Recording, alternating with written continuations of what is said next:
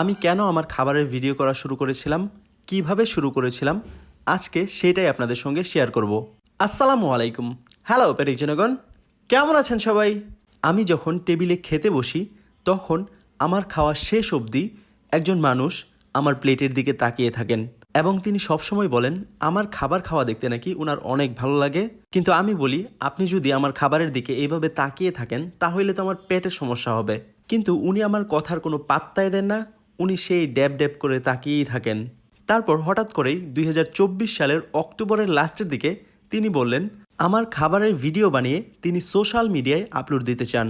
আমি তখন বললাম যে এই সমস্ত ভিডিও আবার কে দেখবে। তারপরও উনি জোরাজোরি করার পরে আমি বললাম ভিডিও করতে পারেন, তবে আমার খাবার খাওয়ার সময় যেন কোনো প্রবলেম না হয়। তারপর যেই কথা সেই কাজ, ভিডিও বানিয়ে সোশ্যাল মিডিয়ায় আপলোড দেওয়া হলো এবং আপনারাও প্রচুর ভালোবাসা দিলেন। যাই হোক, এখন মূল কথায় আসি।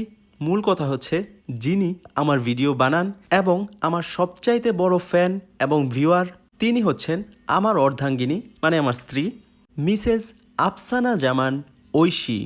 আর ইতিমধ্যেই আপনারা অনেকেই জানতে চেয়েছিলেন আমি ম্যারিড কিনা, কিন্তু আমি হ্যাঁ অথবা না কোনো উত্তরই দেইনি, কিন্তু আজকে দিচ্ছি আমি ম্যারিড।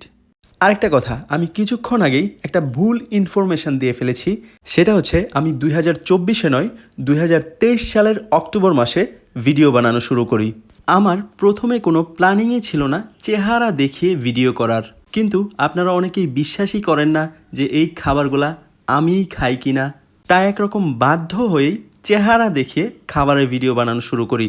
আর আমি আমার পার্সোনাল লাইফ সোশ্যাল মিডিয়াতে শেয়ার করাটা একদমই পছন্দ করি না। তাই আমার পার্সোনাল লাইফ নিয়ে আপনাদের অনেক কোয়েশ্চেনই আমি এড়িয়ে যাওয়ার চেষ্টা করেছি, কিন্তু এই কোয়েশ্চেনের পরিমাণটা এখন অতিরিক্ত পরিমাণে হয়ে যাওয়ার কারণে আমাকে এটা রিভিল করতে হইলো।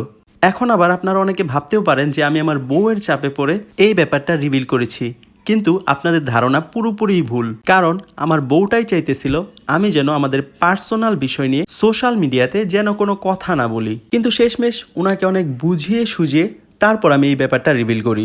এখন আপনারা অনেকেই ভাবতে পারেন হয়তোবা আমিও বউ ব্যবসায়ী হয়ে যাব কিনা। আমার দ্বারা এই বউ ব্যবসায়ী হওয়ার 1%ও সম্ভাবনা নাই ইনশাআল্লাহ।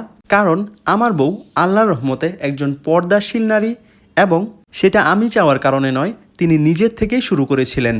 আমি বরং বলেছিলাম আমি আর একটু ভালো হই, দাড়ি টাড়ি রাখা শুরু করি, পাঞ্জাবি পরা শুরু করি, তারপর আপনি পর্দা করা শুরু করেন।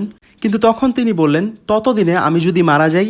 আজকের মতো এতটুকুই। সবাই ভালো থাকবেন, সুস্থ থাকবেন, আর আমাদের জন্য সবাই দোয়া করবেন। সবাইকে মাহে রমজানের শুভেচ্ছা। আল্লাহ হাফেজ।